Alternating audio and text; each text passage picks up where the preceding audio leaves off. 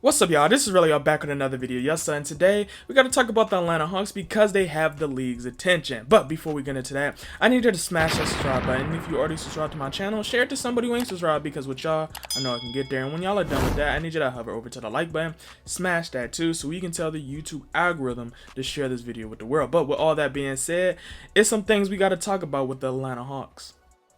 First thing first, we got to talk about how the Atlanta Hawks paid that boy John Collins, man.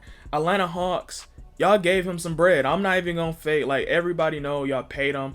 It was speculation that y'all was going to end up paying him $25 million more. Like, people thought he was going to get that 150. I thought he was going to get that 150. Did I think he was worth 150? No, because I just have that weird thing where I feel like you have to be a higher echelon player in order to get that $150 million plus price tag. You know, that's just my personal opinion. But for John Collins, now that he got that 125, he really got to show what he's about, right? He been saying that he is a player that can lead a team. He's saying he can be that second option. And now that he's got paid as a second option, he got to do some second option things, right? Because Trae Young showed what he can do in the playoff. Like, he really showed that he was a dog. And now it's John Collins' turn, right? Now, I'm not going to sit here and say John Collins is a scrub, he's a bum, because he's not. He's a really great power forward, and a lot of teams would want him. Shoot, I'm a Cleveland fan, and I really wanted John Collins for my team, but he's not. He's on the Atlanta Hawks, and he really got to show something and prove to the league and to the Atlanta Hawks that he is ready for the challenge, and he is ready to be a legitimate second option for Trae Young.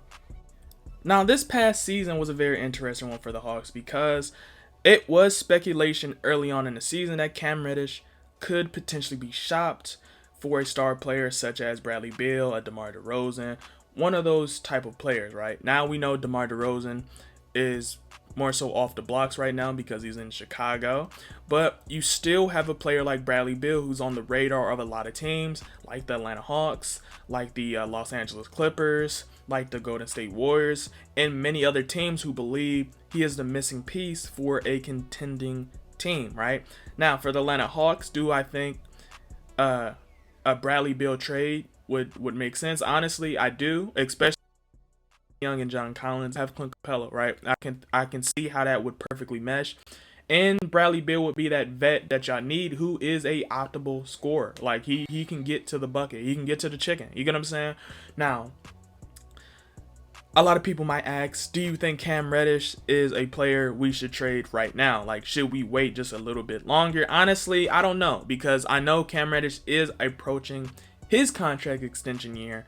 So now I think the Hawks is in a situation where you have to really assess, is he worth that type of money? And honestly, I'm not sure what his market is even looking like in terms of a new contract. So honestly, I might be intrigued in shopping Cam Reddish. I do think Cam Reddish is going to take a step eventually. I just don't know if he's going to take that step with the Atlanta Hawks, right? Now, if he were to take that step on the Atlanta Hawks, that would be perfect because now y'all would have a transcendent Cam Reddish, DeAndre Hunter that was actually hooping before he got hurt, and y'all would have Trae Young, John Collins, and Clint Capella. That would be decent, right? Especially now how all these teams is starting to create a big three, right? And some of them got, like, you know, miniature big fours. You get what I'm saying? So for the Atlanta Hawks, they have to really make their moves smartly because, you know, with young teams like the Atlanta Hawks who's starting to pay their young stars, they have to be very, very calculated on who they give money to, because if y'all keep giving people contracts, it's going to make it hard for y'all to, in the trade market or in the free agent market, to really get some legitimate talent.